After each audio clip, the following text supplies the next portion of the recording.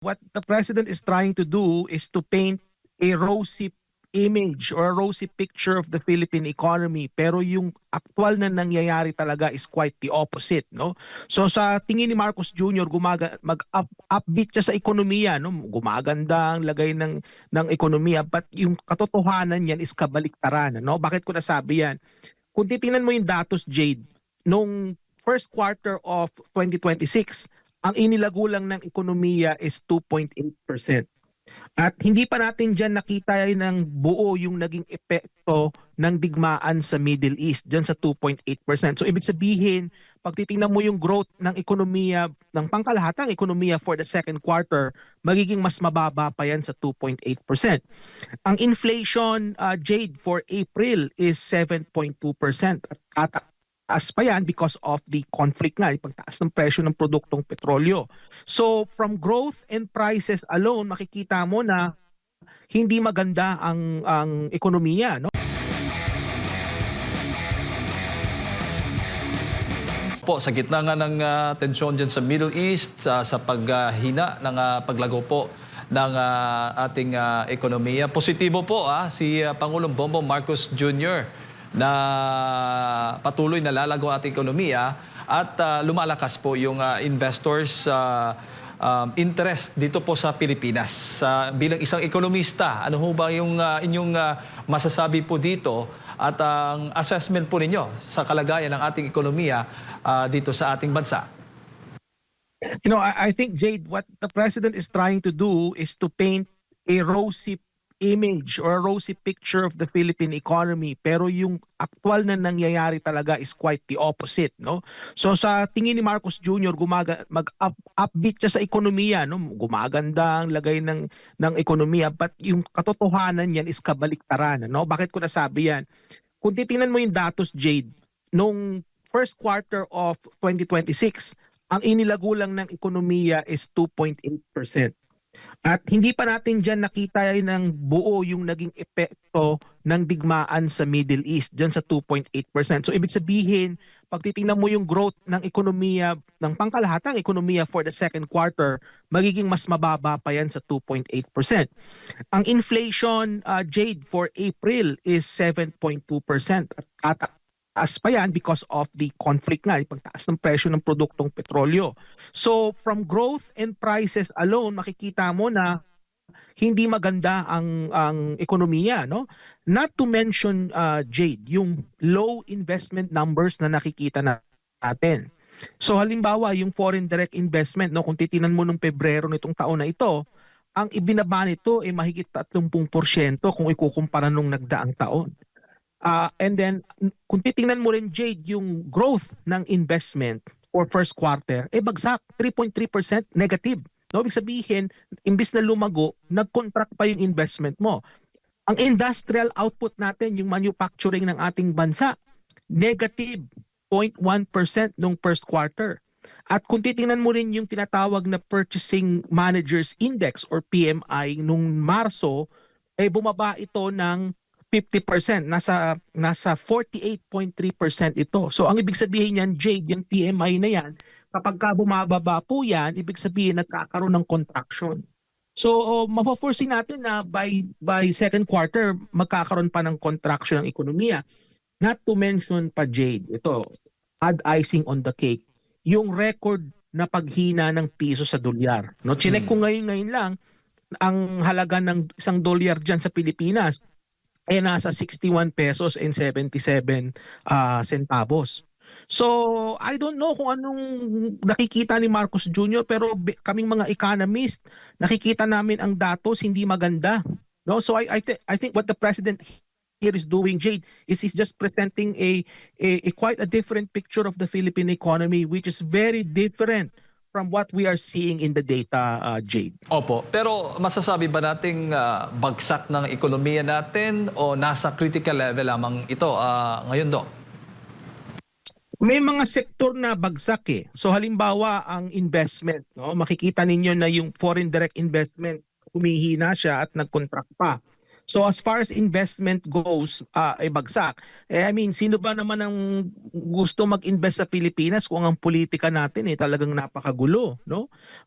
They're trying to impeach. Well, they've already impeached the vice president. It's now in the Senate. No, and they want to get rid of her. So isa yan sa mga sources, no, ng pag-aalangan ng mga foreign direct investors na mag-invest, yung ginagawa ng gobyerno na they're using the different means that are available to them to go after their political opponents. And this kind of governance, no, yung ganyang klase ng pamumuno, yung ganyang estilo, yan nakakadagdag sa pagiging unstable ng pamumulitika ng isang bansa na nagkakaroon ito ng epekto sa ekonomiya, no, through foreign direct investment. So nag-aalangan ng investors, Jade, no? So if you look at foreign direct investment, bagsak. Agriculture, hindi ko pa pala na-mention. Nung first quarter, Jade, negative 0.2% ang growth ng agriculture. Bagsak din si agriculture. Kaya nga isa nga tayo sa mga bansa na merong pinakamatinding risk, no, in terms of sa pag tumaas ang presyo ng pagkain. Isa tayo sa mga bansang makakaranas ng malalang epekto nito, no, because our agriculture sector dapang-dapa na, no. And not to mention yung inflation na nabanggit ko rin kanina, pero yung epekto kasi, Jade, ng inflation matindi yan, lalong-lalo na sa mahihirap, no. So, kung titingnan ninyo, may mga sektor naman na lumalago, pero yung lagay ng ating ekonomiya bagsak na, Jade, talaga, no, sa ngayon. Opo. Isa ho ba sa mga faktor o masasabi nating katibayan o basihan na hindi pa ganoon kabagsak ang ekonomiya natin dahil umiikot pa yung pera dahil po sa masa? Oo, kasi alam mo, sa totoo lang, pagkamat sinasabi natin bagsak ang ekonomiya, but life has to go on, no? So pupunta ka sa mga palengke, for example, you will see people, buying vegetables, bumibili sila ng karne, pagkain, may mga nagko-commute pa rin, may mga pumapasok pa rin sa opisina. The economy is still moving, no? Umaandar pa rin ang ekonomiya. Pero ang tanong dito, Jade, is umaandar nga yung ekonomiya, pero ang nangyari ba is nakakadagdag ba ito ng mga bagong trabaho? Nagmumura ba ang pagkain? Tumataas ba ang sahod? Gumaganda ba ang buhay ng ordinaryong Pilipino? So yun yung mga metric na tinitingnan natin dyan. And by all indicators, Jade, based on the data that we're seeing, palala ang sitwasyon, lalong-lalo na sa mga kababayan nating mga mahihirap, no? Kumbaga, tatanungin mo sila, mas lalong mahirap ngayon ang buhay kaysa noong 2022, no? Kumbaga, ang nangyari sa ngayon is that the standard of living has declined for many people. Kasama mo na rin, Jade, yung sa middle class. So although the economy, makikita mo, it's still may mga transactions pa rin nangyayari, but then yung kalidad ng ekonomiya, yung quality of life, yung standard of living, talaga nag-deteriorate na sa ating mga kababayan. Kung tatanungin mo sila, kumbaga, labas na dun sa mga sinabi kong datos kanina, Jade, no? Kasi kami mga economists na we rely so much on the data, but many of us forget to actually go to the street and talk to the ordinary person to ask them anong lagay ng ekonomiya, at sasabihin nila sa iyo, Jade, at mga kababayan, na that the economy now, yung lagay ng kanilang pamumuhay, ay mas malala ang sitwasyon nila kaysa noong mga nagdaang panahon. At habang humihina po ang value ng piso kontra dolyar, sabi mo nga nasa 61 pesos, mahigit 61 pesos per 1 US dollar, Doc. Imposible pong makakaranas tayo ng pagbaba o hindi na po bababa yung presyo. Wala pong mangyayaring pagbaba sa presyo ng mga pangunahing bilihin. Kasi titingnan muna natin, Jade, kung yung exchange rate ba natin mag-i-stabilize, no? Sa palagay ko is matatagalan pa. Bakit? Kasi yung digmaan sa Middle East ongoing pa rin bagamat may ceasefire, no? Ikalawa is kung titingnan po ninyo, kasi exchange rate yan determined yan ng demand and supply ng dollars. Ang foreign direct investment natin hindi po kumbaga matumal, no? Hindi siya kagaya nung araw na marami talagang gusto mag-invest sa Pilipinas. Sa ngayon, ayaw nag-aalangan ng mga investors. So, which means that kung umukunti yung mga dollars na pumapasok sa bansa, nagmamahal yung dollars. So, ang mangyayari niyan, Jade, is for the next little while, hanggat hindi pa na pumapasok itong mga foreign direct investments na ito, asahan ninyo na mas lalo pang hihina ang piso. Not to mention, Jade, na nagmamahal ang produktong petrolyo abroad, no, kasi ini-import natin, so we need to use more US dollars to buy more of this imported fuel, not to mention pagkain, lalo na yung bigas, Jade. Lalong mas lalala yung exchange rate natin. So mas lalong hihina yung piso, no? So hindi yan maganda sa importers, okay naman yan sa exporters, pero kung titingnan, kung susumahin ninyo, Jade, hindi maganda kasi ang pagkain natin ini-import, no? About 25% of our food is imported. Mas mataas ang porsyento niyan sa bigas, no, yung ini-import natin. So, kumbaga, ang tatamaan talaga dito yung mga kababayan nating mahihirap at middle class, kasi malaki yung percentage ng kanilang income na napupunta sa pagkain, and many of that is actually imported, Jade, no? So, kumbaga, itong pagkahina ng piso, meron itong spillover effect, no, sa iba't ibang sektor ng ating ekonomiya, at definitely makakatulong ito sa paghila pababa ng paglago ng ekonomiya natin sa mga darating na quarter. Sa kabila, bago ko lang ipasa kay Partner Mar, sa kabila nga po ng matumal, sabi mo nga, matumal na investment mula po sa mga dayuhang investors dito sa ating bansa, may alok ang na $1.75 billion financing assistance naman itong Asian Development Bank na maaari daw magamit upang matugunan ang epekto ng sigalot sa Middle East sa ekonomiya ng ating bansa. Sa ngayon, pinag-aaralan pa ng gobyerno ng Malacanang mismo, sabi, pinag-aaralan pa nila kung tatanggapin pa ang alok na ito at saan ito dapat ilagay. Doc, patunay ho ba ito, unang-una, yung pagtitiwala ng ADB sa bansa dahil magandang ekonomiya, at ano po yung masasabi po ninyo hinggil nga po dito? Alam mo, yung assistance na yan ng Asian Development Bank, bagamat yan welcome naman yan kasi additional na tulong yan sa fiscal space ng gobyerno, ako'y nababahala lang dyan kasi bagamat yan is parang soft loan yan, Jade. Yan hindi yan libre, no? Kumbaga yan babayaran mo rin yan although yung interest rates niyan mababa. Ang wino-worry ko dito, Jade, is kapag tinanggap natin itong mga ganitong tulong, baka mapunta lang ito sa mga maleta, no? Kumbaga, imbis na mapunta ito sa mga proyekto na makakatulong, no, sa long-term growth ng ating ekonomiya, kagaya ng mga infrastructure projects, no, sa edukasyon para ma-build yung human capital ng ating mga kabataan. Ang aking wino-worry dito is itong mga ganitong flow, no, ng resources, mapupunta lang ito sa ating mga leaders, no, at hindi talaga ito mapupunta doon sa dapat mapuntahan. So kumbaga, may issue pa rin ng accountability. Now, does it mean na upbeat ang ekonomiya kaya nagkakaroon tayo ng mga ganitong assistance? Well, baka kaya tayo nagkaroon ng ganitong assistance because nakita ng ADB that our economy is not in a good shape, kaya nila tayo tinulungan. No, so you can also frame it that way. Pero either way, Jade, no, what worries me dito sa tulong na ito ng ADB, at hindi lang yan sa ADB, any donor, no, country or multilateral or multinational organization na tutulong sa atin, is kung saan mapupunta yung pera, no? Kasi nakita natin sa flood control, nakita natin diyan sa issue ng mga maleta, no, na kumbaga itong mga resources na ito napupunta lang ito sa bulsa ng ating mga politician, at hindi pa hanggang ngayon, Jade, wala pa rin tayong nakikita yung mga mastermind, no, hindi pa rin na held accountable sa kanilang mga ginagawa, and yet ang hinahabol nila yung mga kagaya ni Senator Bato, no, na imbis na yung mastermind ng flood control ang kanilang puntiryahin, iba ang hinahabol nila, kaya tayo nagkakaganyan.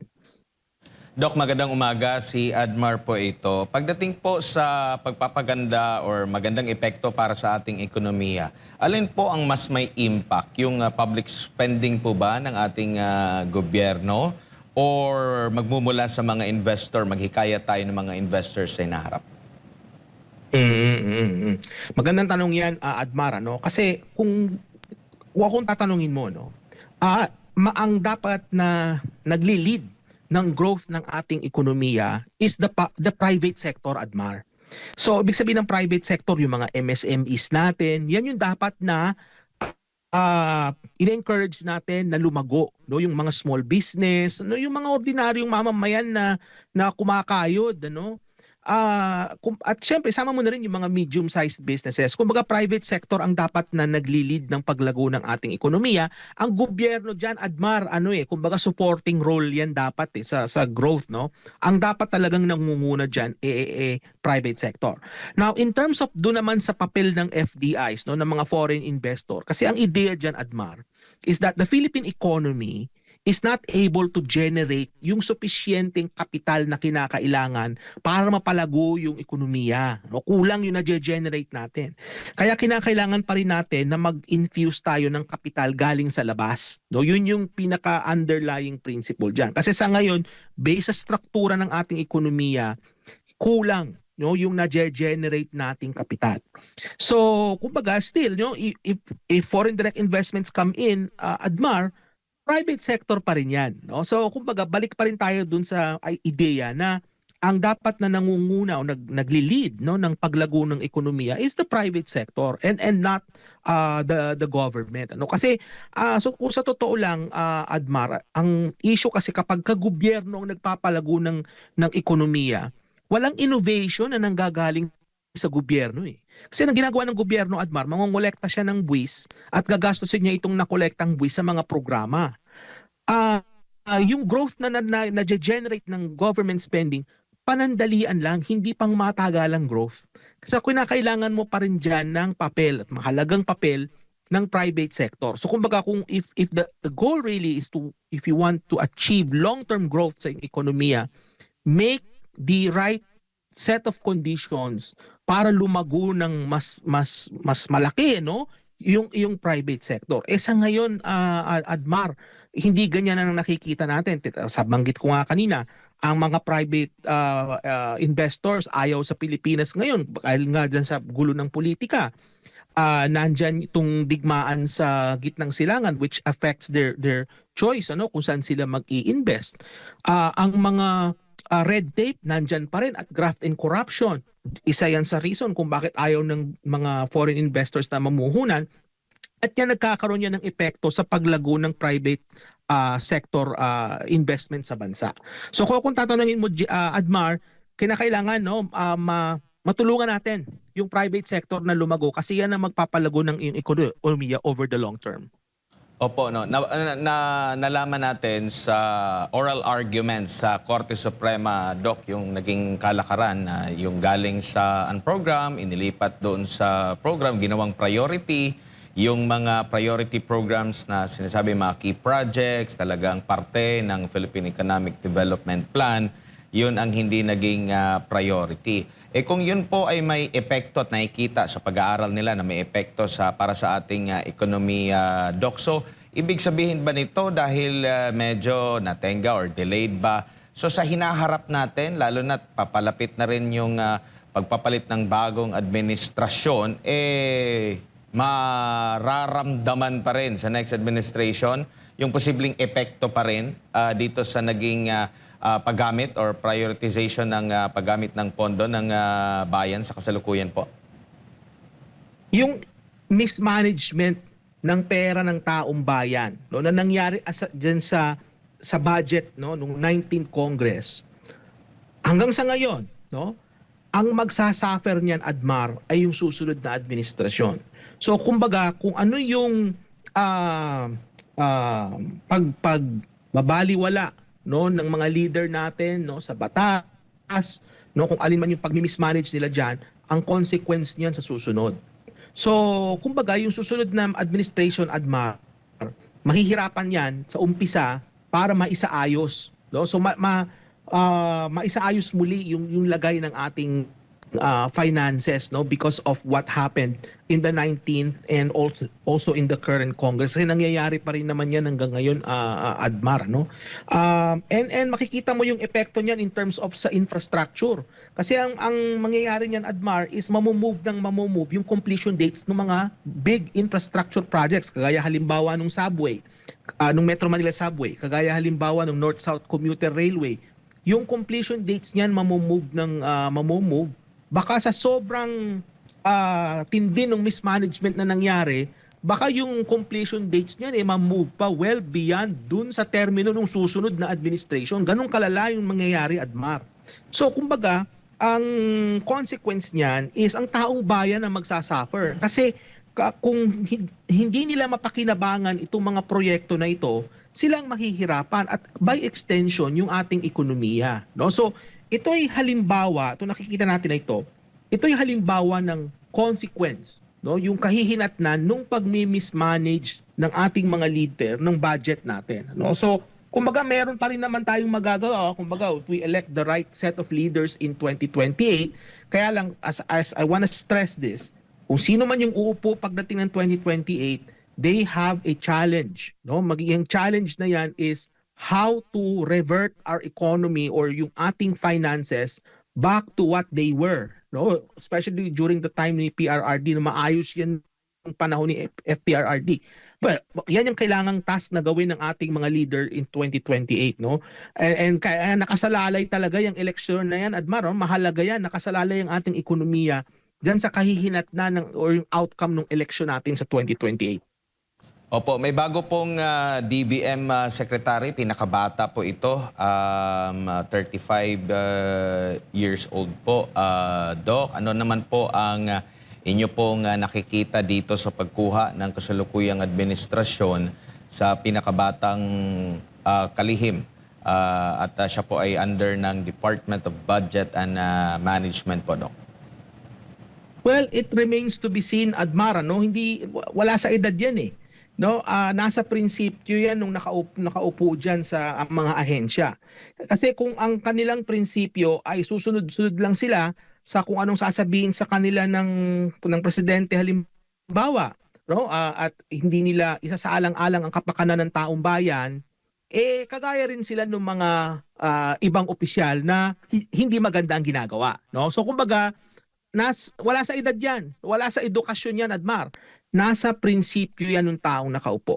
Kahit magpaupo ka dyan sa DBM, halimbawa ng opisyal na halimbawa walang doctorate degree o kaya ay has a minimal experience, pero may prinsipyo, no? At isinaalang-alang ang lagay ng kapakanan ng ating taong bayan, no? At kumbaga hindi corrupt, no? At hindi nangungurakot halimbawa, walang problema doon, ano? So itong bagong upong DBM secretary, well, I wish him all the best, no?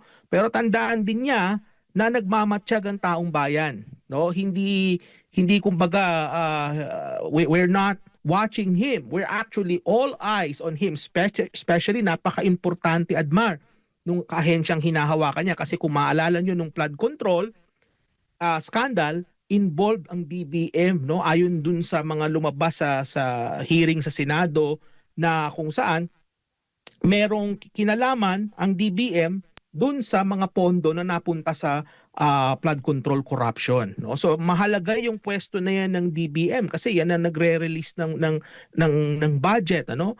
If there's any corruption, there's definitely kasali sila diyan if ever there is. So kumbaga, wala sa edad yan, Admar. Nasa prinsipyo yan ang nakaupo.